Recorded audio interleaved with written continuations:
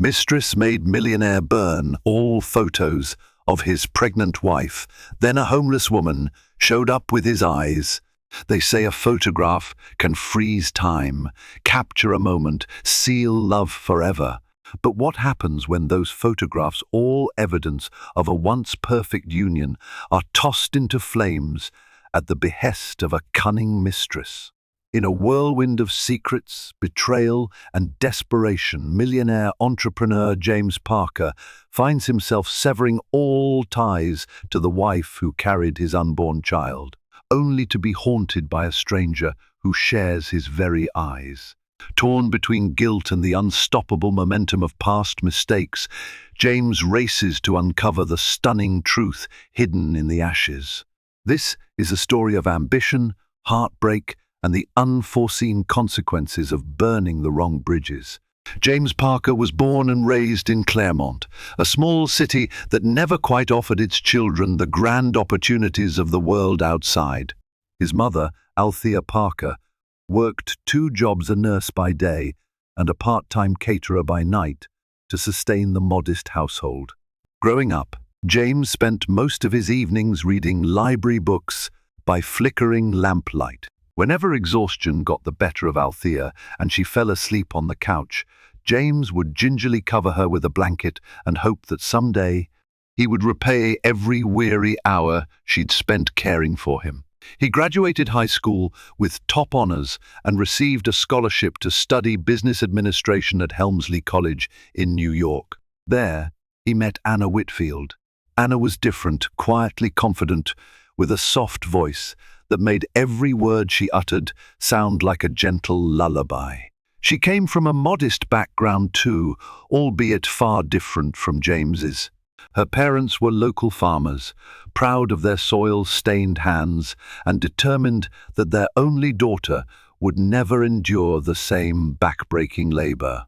From the moment James saw Anna standing in the campus library, a single ray of afternoon sunlight illuminating her auburn hair, he knew that she would forever hold a special place in his life.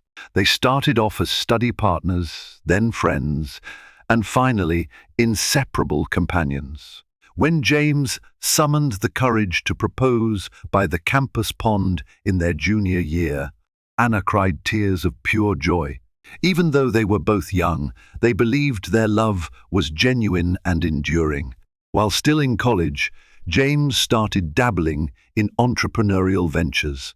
He created a small e-commerce platform to sell handcrafted items, partnering with local artisans to help them reach a broader market. Anna stood by him, meticulously managing the site's operations, while James used his networking skills to forge relationships with merchants. Their synergy was seamless, like a puzzle whose pieces snapped together perfectly. It was the first glimpse of the success that would eventually transform their ordinary lives into something extraordinary. After graduation, James refined his business plan and turned it into a fully realized venture he named Claremont Crafts, honoring the humble city he came from. The business scaled with surprising velocity. Within 2 years, he had expanded beyond local crafts, forging deals with larger retailers. Anna continued to be his pillar, offering constant emotional and administrative support. They married in a small ceremony, surrounded by friends, professors, and a few close relatives who had watched them grow individually and as a couple. It was simple: white ribbons over wooden arches, daisies in glass jars for centerpieces, and a warm summer breeze that carried a promise of bright days ahead. Their families beamed with pride, and in that moment, nobody could have predicted the tragedy and betrayal that would someday unravel everything. But life has a cruel sense of humor sometimes. As Claremont Crafts soared, James and Anna's relationship began to strain under the weight of new responsibilities. While James managed an ever-expanding empire, Anna quietly felt overlooked. Still, the foundation of their love remained strong, or so she believed. Little did Anna know that storms were gathering on the horizon, and soon the love they had built would be tested in ways neither could have imagined. Success came quickly for James after a few key partnerships. A major department store liked Claremont Craft's approach, and within months, James negotiated an exclusive deal that would distribute artisanal products nationwide. His small startup ballooned into a major enterprise, employing hundreds. He was hailed as the new face of ethical entrepreneurship, praised for connecting small-town artisans to big city markets. He and Anna moved out of their tiny apartment into a newly purchased condo in an upscale neighborhood in Manhattan. Their new home was modern with floor-to-ceiling windows, gleaming hardwood floors, and a view of the city that sparkled like a sea of diamonds at night. Everything about their lifestyle upgraded. They drove a sleek black sedan, entertained clients at fine restaurants, and took business trips abroad. Despite his humble roots, James adjusted to the wealthy life as though he was always meant to inhabit it. But while James reveled in his newfound success, Anna found the transition unsettling. She tried to adapt, tried to support James the same way she always had, but the social obligations, parties, galas, charity events left her yearning for the intimacy they once shared. She told James she missed their late-night brainstorming sessions, the spontaneous walks in Central Park, and those quiet dinners they would cook together, just the two of them. James listened with a sympathetic ear, but his eyes shone with that relentless ambition that had gotten him this far. He promised things would calm down after this next big deal, but there was always another big deal waiting around the corner. Anna took up painting during the lonely evenings, often capturing the cityscape view from their window. She'd paint the same skyline, each time with subtle changes in color or lighting, perhaps mirroring her mood. Even though she felt overshadowed by James's business endeavors, she remained a vital, albeit silent, part of the company's decision-making process. James often sought her opinion, though less frequently than before. Eventually, fortune and fame transformed James into one of those millionaires the media loved to celebrate. He was featured in business magazines, interviewed on morning shows. Reputed entrepreneurs like Frederick Ashworth and socialites like Clara Westwood mingled in their circle. Party invitations piled high. On the outside, he was unstoppable, young, wealthy, charismatic. On the inside, subtle cracks began to form, cracks that threatened the stability of his marriage. During a particularly extravagant event organized by the influential real estate magnate Victoria Hensley, James first encountered his future mistress, Sabrina Caldwell. Where Anna was delicate and reserved, Sabrina was bold and flamboyant. She had an aura of power that demanded attention. She was the head of her own public relations firm, well known for orchestrating lavish publicity stunts and branding campaigns for the elite. Sabrina was used to getting what she wanted, and the moment she saw James Parker, young, handsome, and unbelievably rich, she set her sights on him like a hawk circling its prey. Anna watched from the sidelines that evening. She had a slight headache and wasn't prepared for the glitzy environment. She saw Sabrina latch onto James's arm, whisper something in his ear that made him laugh. A knot of unease tightened in Anna's stomach. It wasn't that she didn't trust him. It was more a sudden realization that a new kind of predator existed in their world, someone who thrived off power couples, who didn't care about boundaries or morals, only about the thrill of claiming a prize. In that moment, Anna chose to push down her apprehensions. James was hers, after all, she believed. He had proposed to her at that pond in college. They'd started their life together from scratch. No fleeting socialite could dismantle something so deeply rooted. Yet, the slow unraveling had already begun. As if orchestrated by fate, or by Sabrina's own cunning, the seeds of betrayal were sown on that star-studded evening.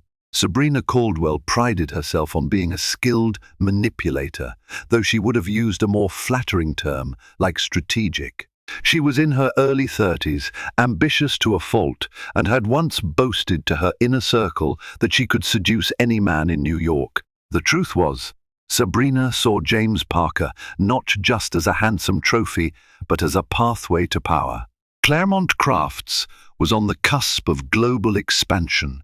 If she could associate her PR firm with James's brand, she could catapult her reputation to unrivaled heights. But there was one major obstacle: Anna Parker.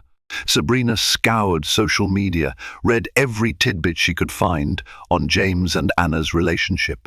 She discovered pictures of Anna hugging James during product launch events, short interviews in which Anna praised her husband's generosity, and glimpses of Anna's own shy but unwavering support. It became clear to Sabrina that Anna was not someone easily cast aside.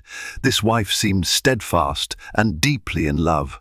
To worm her way into James's life, Sabrina proposed a partnership with Claremont Crafts, a massive PR campaign that would rebrand the company's image for a younger audience, capturing global attention. She crafted a meticulously detailed proposal, complete with elaborate marketing materials, celebrity endorsements, and social media strategies. Naturally, James was intrigued. He admired talent, especially when it came with unwavering confidence, and Sabrina had that in spades. Anna overheard James mention Sabrina's name at home, describing her as a visionary in public relations. Anna's heart sank a little, but she tried to remain supportive. She remembered that party, the glint in Sabrina's eyes, the way her manicured fingernails curled around James's arm. Anna attempted to share her reservations with James, pointing out that Sabrina's approach might be too ostentatious for a company known for championing small-town artisans. James brushed off her concerns. He insisted that if Claremont Crafts was to compete on a global scale, it needed the expertise of someone who could command attention, and Sabrina was just the person to do that. Meetings between James and Sabrina became more frequent. They discussed marketing budgets, prospective endorsements, event planning, and digital campaigns. Sabrina always found an excuse to schedule these meetings in the late afternoon, coaxing James to stay for dinner and cocktails afterward. Sometimes they would meet at trendy lounges, sometimes at Sabrina's high-rise penthouse that was conveniently fitted with a private bar. She would text James at odd hours, claiming she had just an incredible new idea, luring him away from quiet nights with Anna. Still, James refrained from crossing that line, at least initially. He viewed Sabrina as a business ally, a force that could elevate his company further. But Sabrina's calculated charm was relentless. She made sure to flatter him subtly, praising his business acumen, commenting on how she'd never met a man so driven yet so caring. Over time, her words chipped away at any guilt or boundary James might have felt. Late one night, after too many glasses of cognac at Sabrina's penthouse, James finally gave in. Consumed by an intoxicating blend of ambition, lust, and pride, he found himself in Sabrina's bedroom, blinds open to the shimmering skyline as she pulled him close. Their intimate act was a betrayal that took root in the polished floors of that penthouse, sealed by murmured promises of secrecy. When James stumbled home past midnight, he was full of remorse and confusion. Anna was already asleep, a half-finished painting still perched on the easel beside her. James told himself it was a momentary lapse, a mistake that would never happen again. But desires once awakened rarely disappear so easily. Sabrina, confident in her conquest, began to intensify her hold. She'd send provocative messages, teasing him, reminding him of their shared secret. She'd arrange urgent business dinners that ended in her bed. She fed James's ego, telling him how he deserved someone who truly understood him, someone whose ambitions matched his own. For the first time in his life, James felt the thrill of living on the edge. Anna was still the quiet anchor at home, but Sabrina ignited a different fire, one that paralleled the unstoppable expansion of his company. Somewhere deep within, he was aware of the grave injustice he was committing against Anna. But in the face of Sabrina's allure and the unstoppable momentum of his empire, that voice of conscience grew fainter with each passing day. Anna was no fool. She noticed the small changes in James's behavior, the new cologne that he didn't wear around her, the curious text messages he seemed to guard more carefully, the sudden urgency to attend late-night work sessions. She also caught him in small lies. He would say he was meeting Frederick Ashworth for drinks, but she'd later discover Frederick was in London on a business trip. Still, she tried to rationalize. Sometimes success did this to people, she told herself. She wanted to believe James was simply stressed and burying himself in work. Yet a hollow feeling gnawed at her, and every time she tried to approach James about her suspicions, he brushed her aside, claiming exhaustion or an impending deal that needed his immediate attention.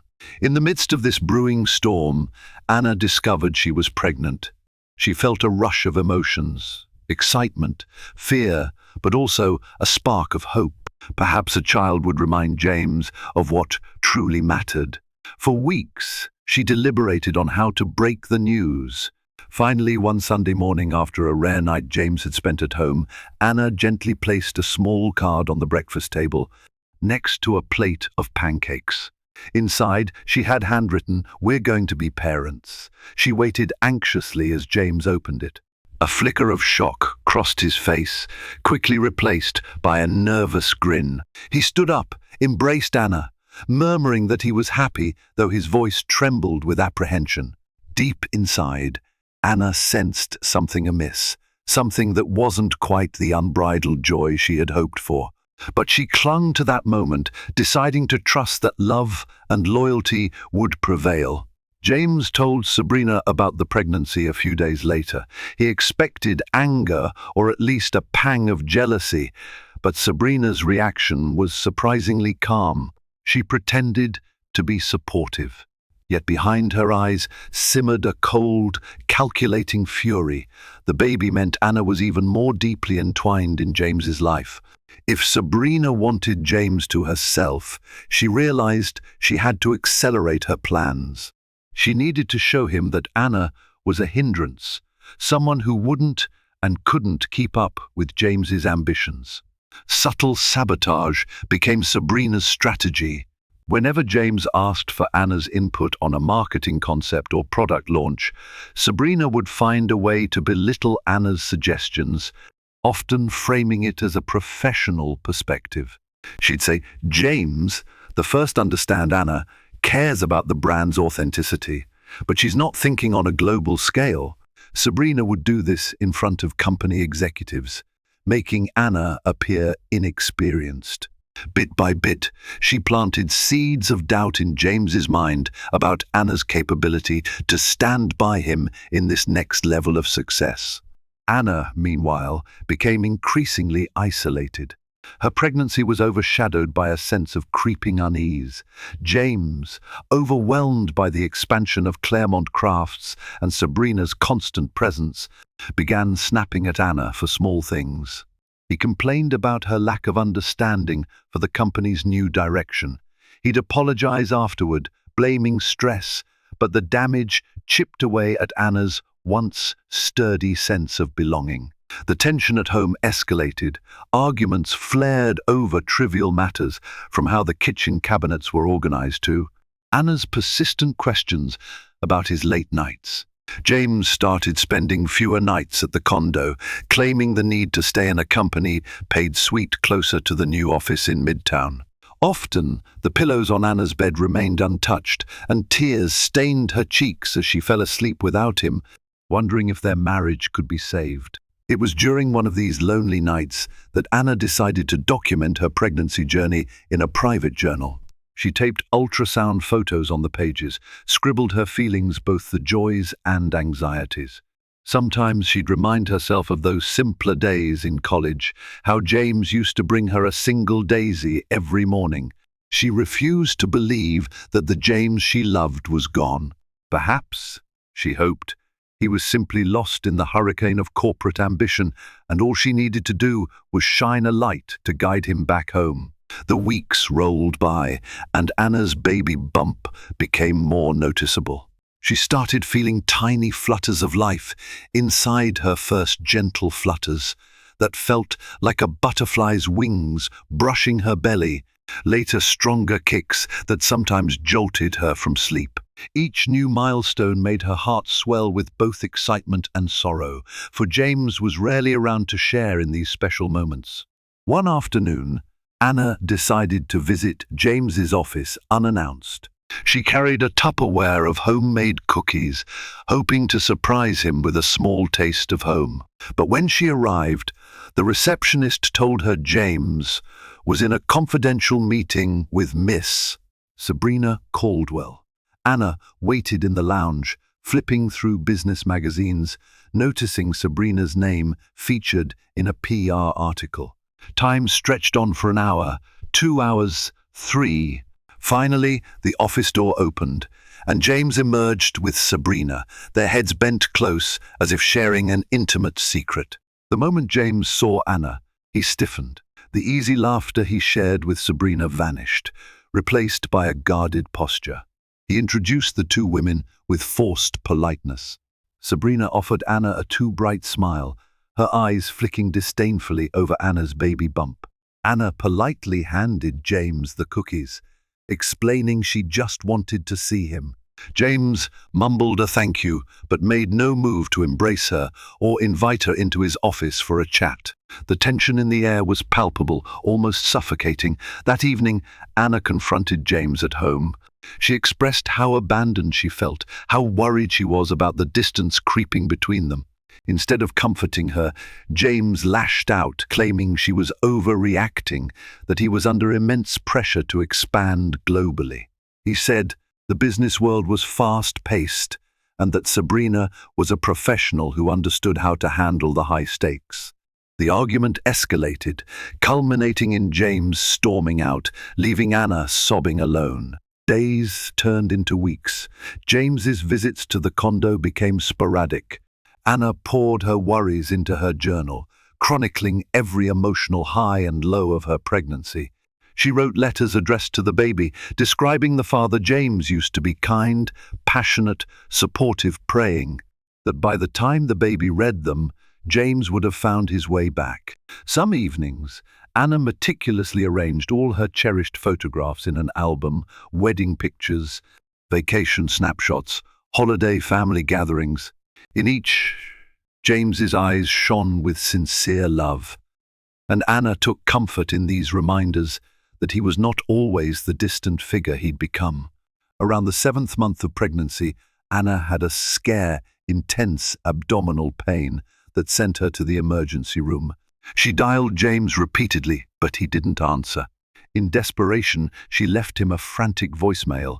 Eventually, her doctor discovered it was premature contractions triggered by stress. She was advised to rest, avoid anxiety, and maintain a stable environment. When Anna finally managed to reach James, he sounded guilty and promised he'd be there for the baby's birth. But the next day, Sabrina arranged an international PR tour, whisking James away to London, Paris, and Tokyo for nearly 4 weeks. Anna struggled not to resent Sabrina's hold over James. She frequently reminded herself that James was an adult who made his own choices. But deep in her heart, she believed Sabrina was fueling his reckless ambitions, systematically prying him away from the life he and Anna had built.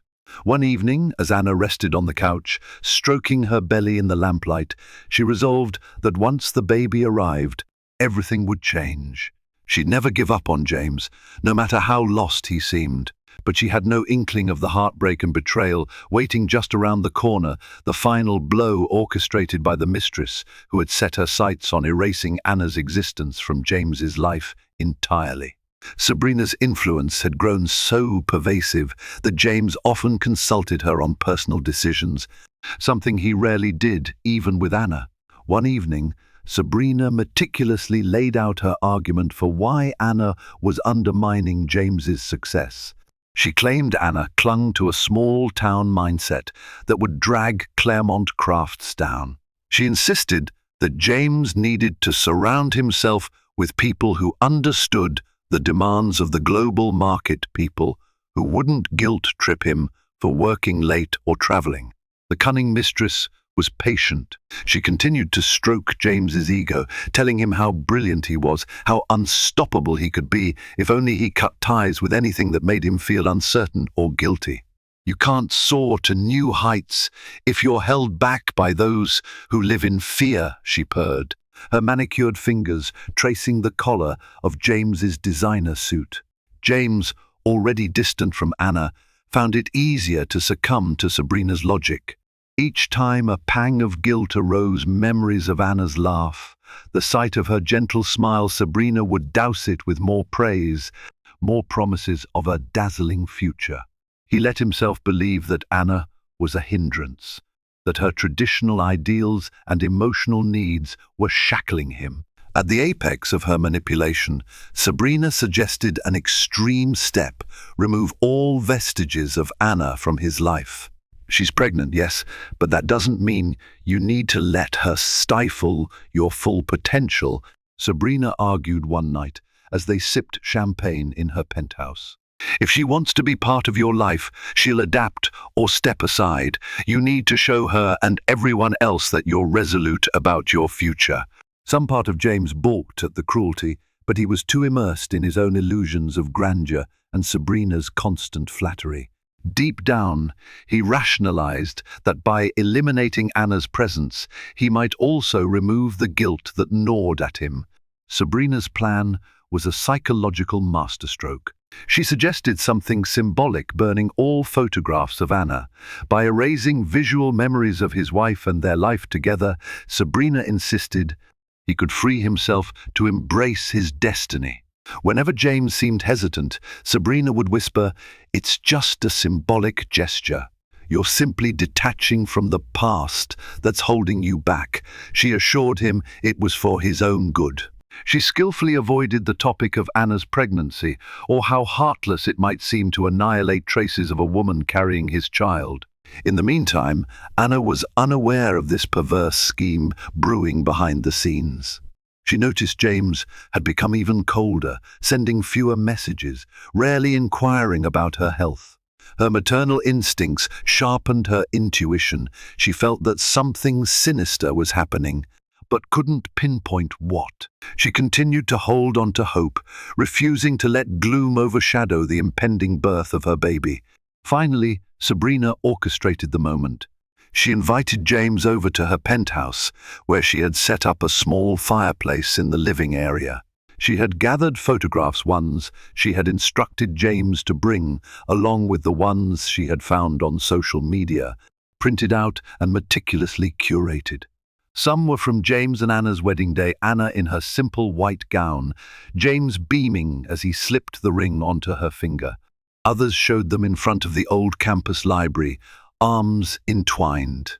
Still others captured them on the condo balcony overlooking the city, wearing matching grins that spoke of genuine happiness. Sabrina poured 2 glasses of whiskey. She sat James on the plush rug before the fireplace and told him it was time to release himself from the chains of sentimentality. With trembling hands, James fed the photographs into the fire. One by one they curled, blackened, and dissolved into ash. He watched Anna's smiling face contort under the heat, a swirl of acrid smoke carrying the ghost of their love into the air. A part of him wanted to cry out, to snatch the photographs back, but Sabrina's gaze held him captive. The flames danced wildly, and each photograph fed their hunger. By the time the last snapshot shriveled into grey debris, James felt hollow. Sabrina sensed this emptiness, coiled her arm around his shoulder, and whispered that this was the path to transcend all limitations. James forced a weak smile, letting the flickering embers reflect in his distant eyes. Little did he know, however, that erasing the past wouldn't be so simple. Because on a cold winter morning not long after, a destitute figure would appear on the streets of Manhattan, her worn coat barely shielding her from the chill.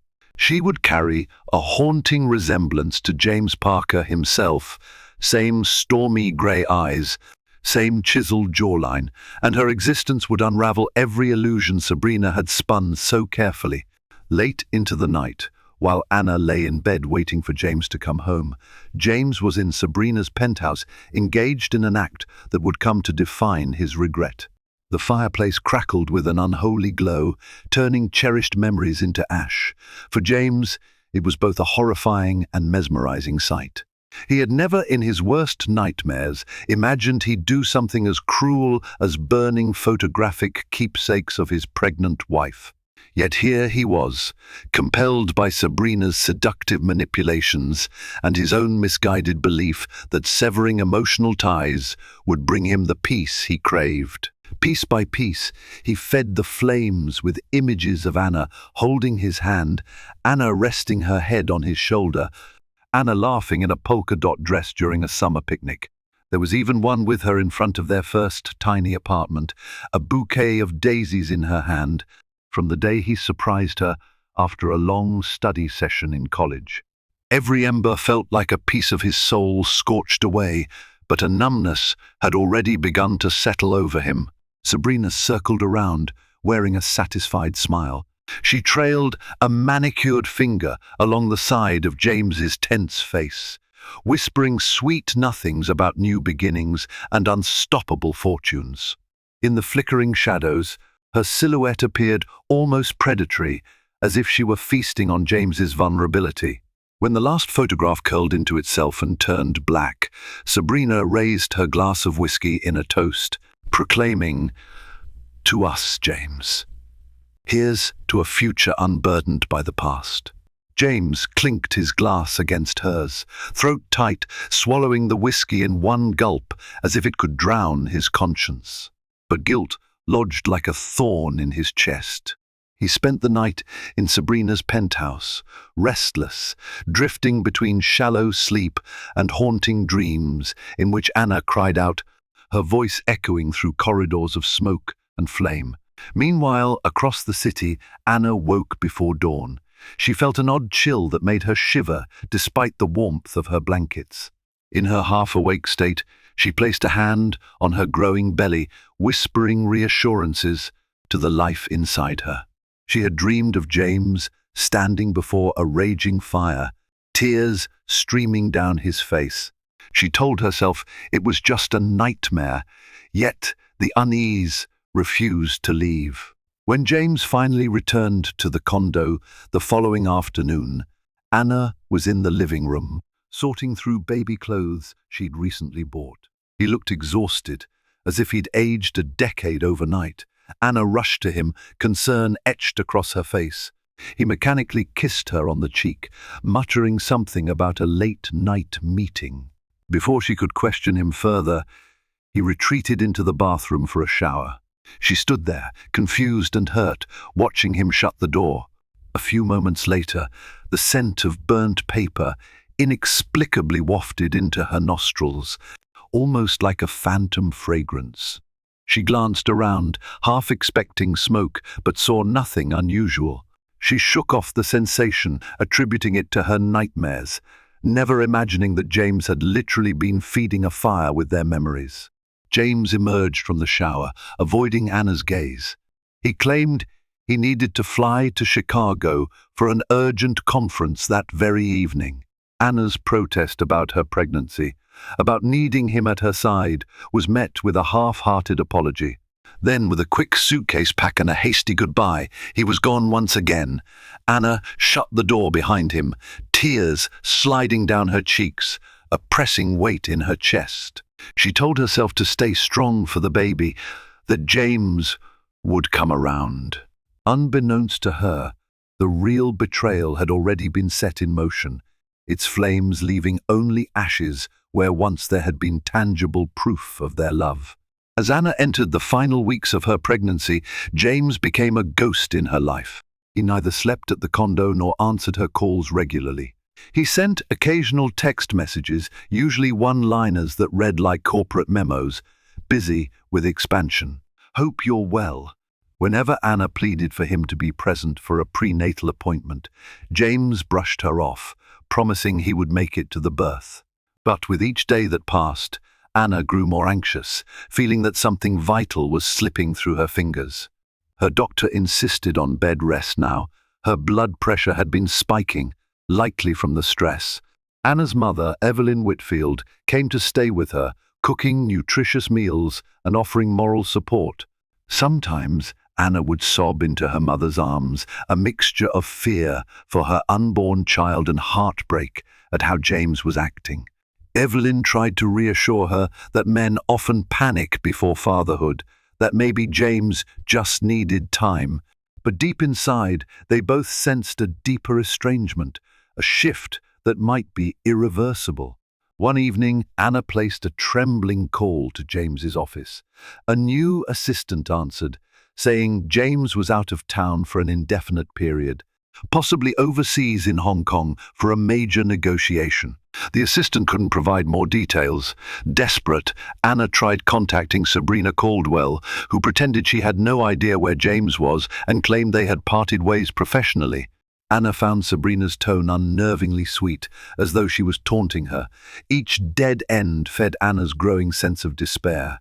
Days turned into a blur of hospital visits, sleepless nights, and anxiety attacks. Where was James? Was he safe? Had something happened to him, or had he simply chosen to vanish from her life? Anna contemplated hiring a private investigator, but her mother dissuaded her, reminding her that she needed to focus on her health. And then came the day of labor. Anna's contractions started in the early hours of a stormy night, lightning illuminating the skyline through the condo's massive windows. She clutched the sides of her bed, pain racking her body as her mother rushed to call an ambulance. The paramedics arrived, swiftly transporting her to the hospital. Rain pelted the ambulance roof, mirroring the turbulent emotions coursing through Anna's veins. Between contractions, she tried calling James repeatedly, her voice hoarse with panic. No answer. In the maternity ward, Anna was hooked up to monitors. The baby's heartbeat was strong, but the doctors were concerned about Anna's blood pressure. The labor progressed slowly, each contraction more excruciating than the last. All the while, Anna's gaze flickered to the door, hoping James would burst in, apologetic and eager to hold her hand. But he never came. 12 grueling hours later, Anna brought a baby girl into the world. The infant wailed loudly, a healthy cry that brought tears of relief to Anna's eyes. She felt a rush of love, an inexplicable bond that told her every sacrifice was worth it. Yet an emptiness gnawed at her. James wasn't there to witness their child's first breath, to cut the umbilical cord, to cradle his daughter against his chest. Word eventually reached the media that James Parker was mysteriously absent during the birth of his firstborn. Rumors circulated. Some claimed he had personal demons he was battling. Others speculated on a scandal or a mental breakdown. Claremont Craft's board members scrambled to handle the negative press. In the midst of this turmoil, Sabrina Caldwell was conspicuously silent, her involvement in James's disappearance shielded by carefully crafted PR statements. Anna remained in the hospital for a few days, bonding with her newborn named Lily Parker.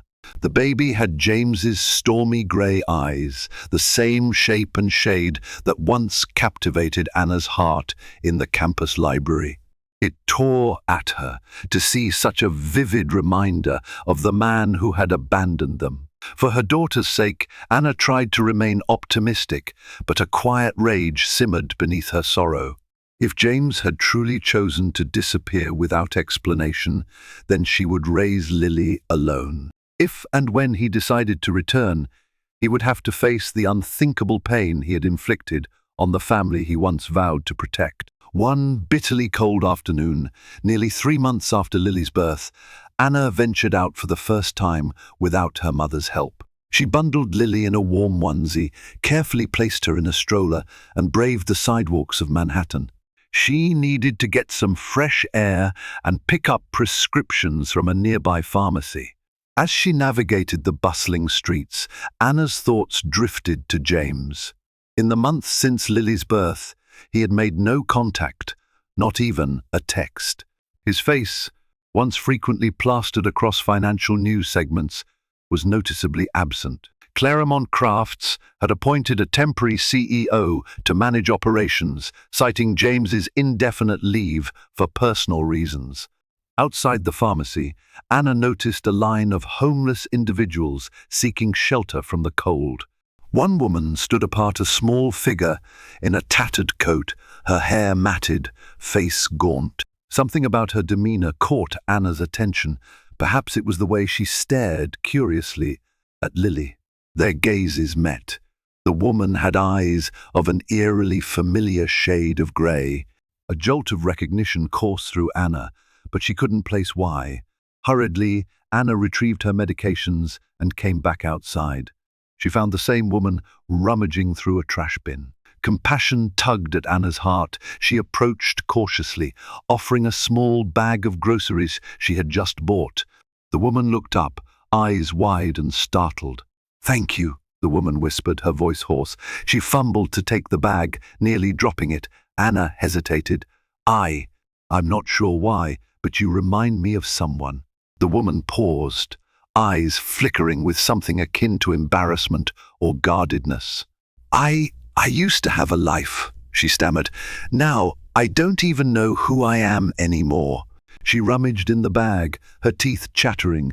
Anna pushed aside her own troubles for a moment. This poor soul seemed so lost. "Is there someone I can call for you? Family? Friends?"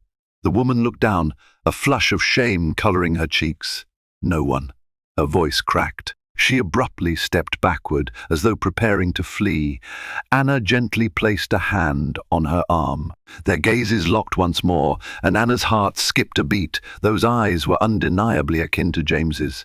Could she be a relative? A sister he never mentioned? "Wait," Anna said softly. "I don't want you to run off. Let me help you. What's your name?" The woman swallowed hard, lowering her gaze. "One. Go by Kara now," she said, a hint of uncertainty in her tone. "It's not my real name, but it's what people call me." Anna glanced at Lily, who stirred in the stroller.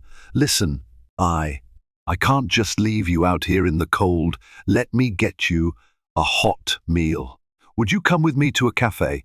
Kara hesitated but eventually nodded. They walked together to a small, warm cafe around the corner, leaving Lily's stroller near their table. Anna ordered soup and coffee for Kara, then watched as she devoured the meal, famished. Moments later, she mustered the courage to ask, "Kara, forgive me if this sounds strange, but do you have any connection to James Parker? He's my husband, though we're estranged. Your eyes look so much like his." The spoon froze mid-air. Kara's breathing quickened, her eyes darting to the door as though she might bolt at any second. Slowly, she set the spoon down. "James Parker," she echoed, voice trembling. How do you know?" Anna's heart thundered. There was no mistaking Kara's panic. She clearly recognized James's name. Could she be some distant cousin? Or worse, had James fathered a child before?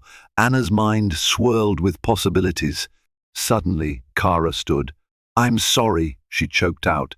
"I have to go." She began to shuffle away, but Anna blocked her path gently. "Please, I'm not trying to hurt you. If you know something about James, the first need to know. I have a child, his child. I haven't seen him in months. Please, tell me what you know." Kara's eyes brimmed with tears. She opened her mouth to speak, but nothing came out at first. Finally she managed, "I can't talk about it here. I'm in trouble. There's so much you don't know." Anna felt her pulse roaring in her ears. "Come with me," she pleaded. "I'm not wealthy, but I can give you a warm place to stay for a night. Just help me understand." Torn between survival instincts and a desperate need to confide, Kara nodded numbly. And so, with Lily in the stroller, Anna guided Kara to her condo, oblivious to the monumental revelations about to shatter the fragile reality she thought she knew. Inside the condo, Anna offered Kara a hot shower, clean clothes, and a bowl of stew. Lily dozed in her crib, her tiny fists clenched around a patchwork blanket. As Kara settled on the living room couch, her hair still damp from the shower, Anna carefully approached, her heart pounding with a mixture of dread and curiosity. "Thank you," Kara said, her voice steadier now. "I haven't felt warm or safe in a long time." Anna nodded, sitting across from her. "You said you're in trouble.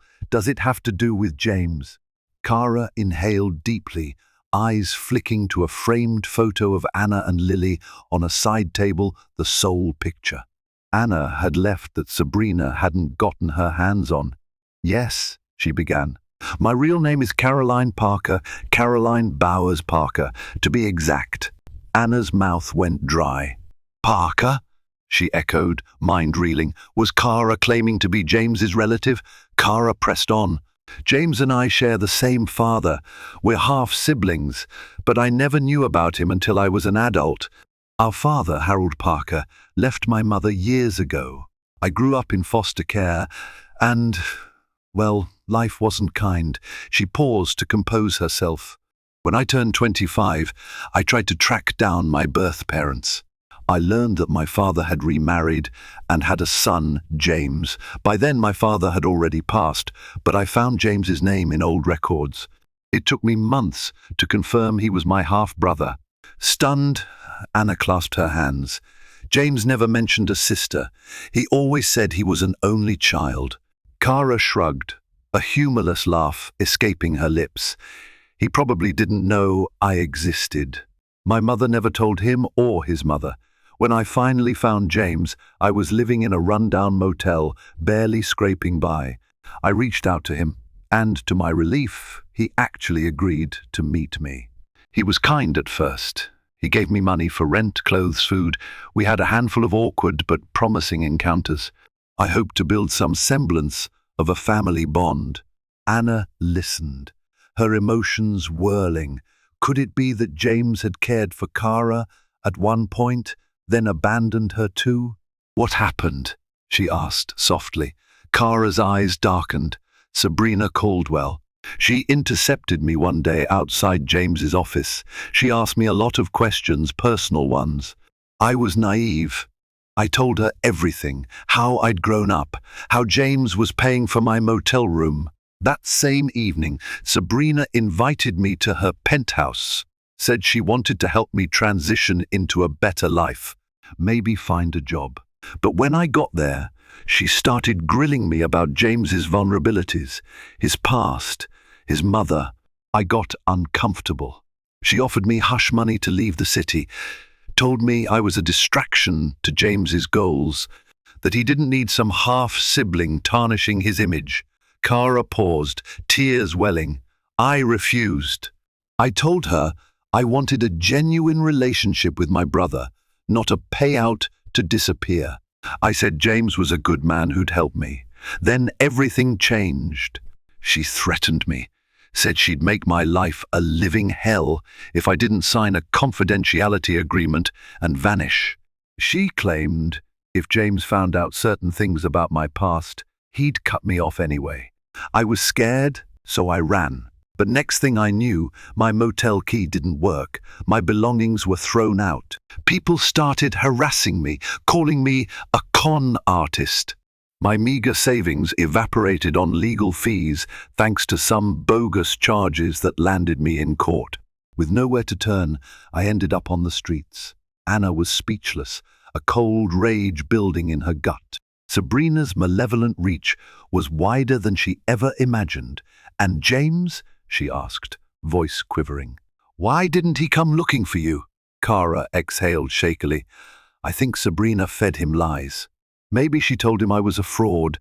After our initial meetings, I tried calling James, but the number was disconnected. I wrote him emails, never got replies. Soon after, I lost my phone, my laptop, everything. And I just gave up, thinking maybe he'd chosen to believe Sabrina. Silence enveloped the condo. Anna's mind raced, connecting dots. Sabrina's manipulations extended beyond her attempts to separate James from Anna.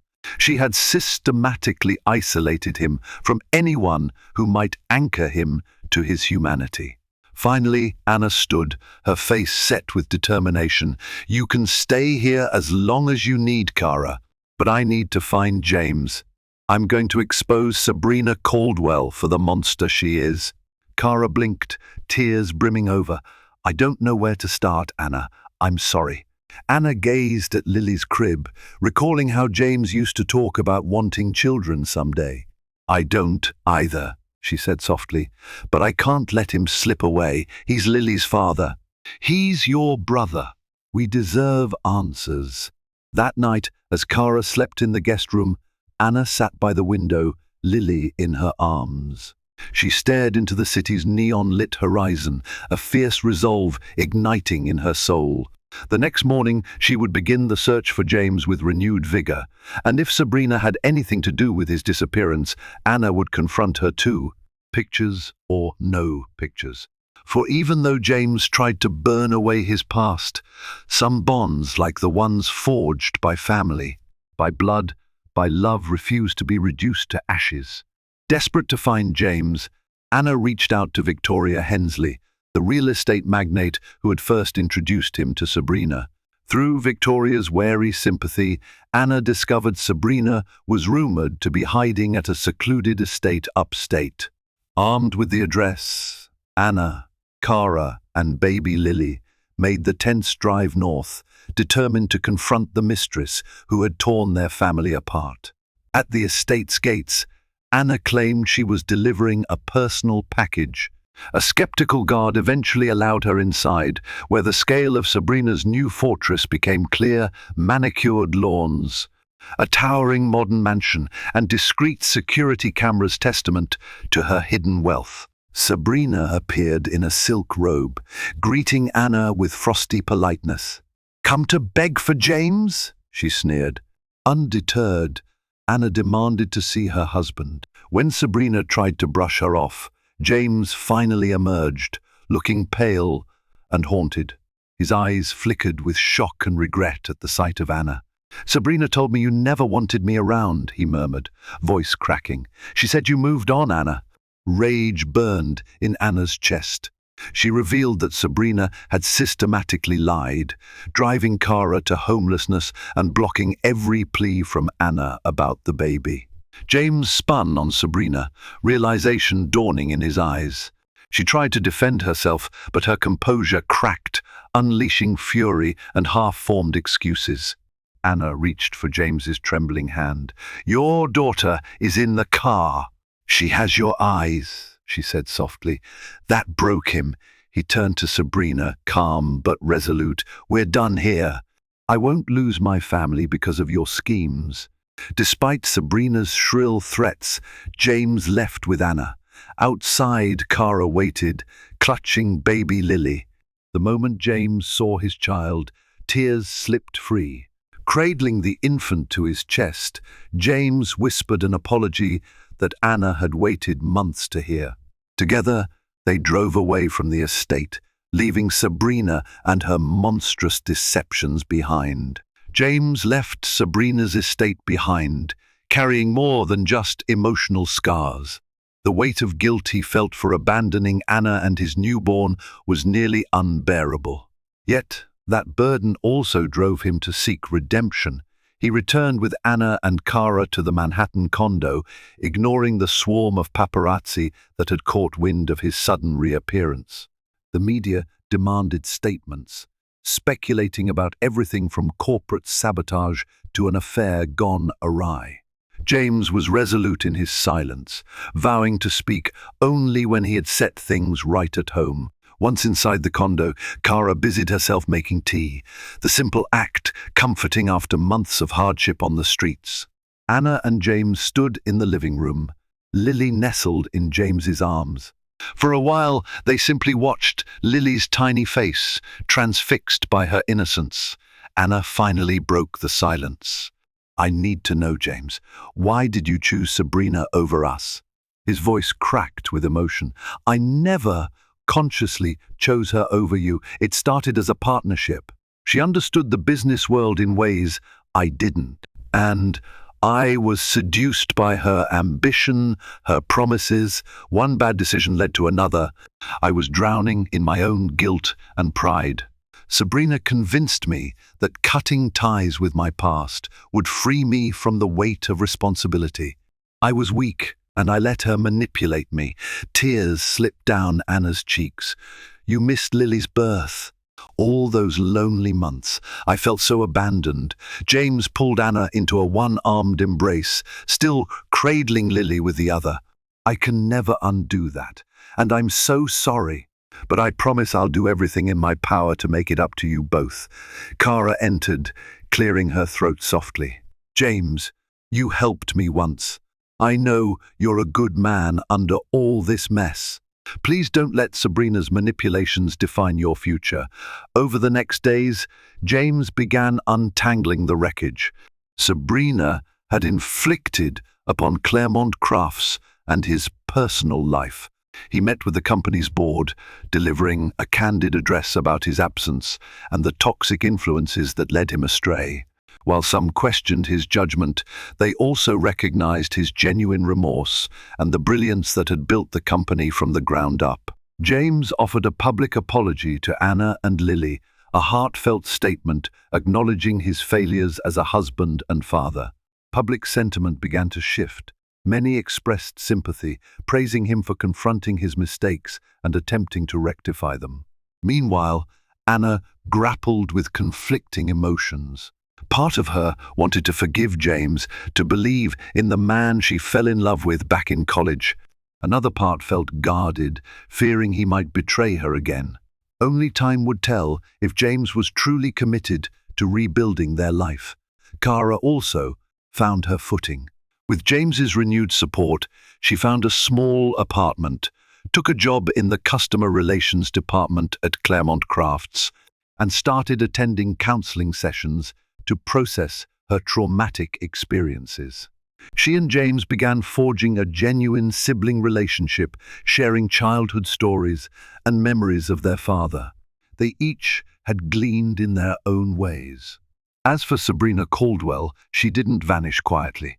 For weeks, tabloids published rumors that she was involved in legal disputes, threatened with blackmail charges, and rumored to be under investigation for corporate malfeasance. Though Sabrina's PR empire still had some loyal clients, her reputation took a severe blow. She tried to contact James multiple times, leaving frantic voicemails and emails, promising to fix everything if only he'd come back. James blocked her across all channels, determined to sever any toxic ties. In the condo they once shared, Anna and James began piecing together new memories. James insisted on capturing every milestone of Lily's early life, her first smile, her first time rolling over, her first giggle. They might never recover the photograph Sabrina convinced him to burn, but Anna took solace in the fact that Lily represented a new chapter, one not so easily reduced to ashes. During quieter moments, Anna and James would talk, sometimes late into the night, about the small things that once bonded them: walks in the park, painting sessions, cooking homemade pasta. They dared to dream of rebuilding a future where trust and honesty replaced secrets and manipulation. There would be stumbles, moments when the ghost of betrayal tugged at Anna's heart, but James remained unwavering, ever ready to reassure her that he was done chasing illusions. Months later, they organized a small gathering, a celebration of Lily's christening, and in a broader sense, a celebration of second chances. Friends, family, and some close company associates attended. Cara stood beside James, proud to be acknowledged openly as his sister. Anna watched James smile as he held Lily, a new light in his eyes, one born not of ambition or vanity, but of genuine love and gratitude. Though life had tested them with unimaginable trials, a subtle peace settled over the Parker family that day. They knew the journey ahead would be complex, but for the first time in a long while, they faced it together, determined to never again let a photograph's value be measured by its worth in ashes. Thank you for joining us on this harrowing but hope-filled journey of love, betrayal, and redemption. Anna's unwavering devotion, James's turbulent fall from grace, and Kara's courageous stand against manipulation remind us that even the darkest deceptions can't extinguish the power of family and truth. As you've seen, sometimes the people we trust most become the architects of our downfall, but resilience, honesty, and love hold the key to forging stronger bonds and a brighter future. If this story stirred your emotions, if you found yourself gripping the edge of your seat or shedding a tear with Anna, please remember to like, share, and subscribe to our channel. Your support helps us continue bringing you enthralling real-life drama fiction. Don't forget to turn on notifications so you never miss the next gripping tale. Together, let's celebrate stories that remind us hope can be found, even in the ashes.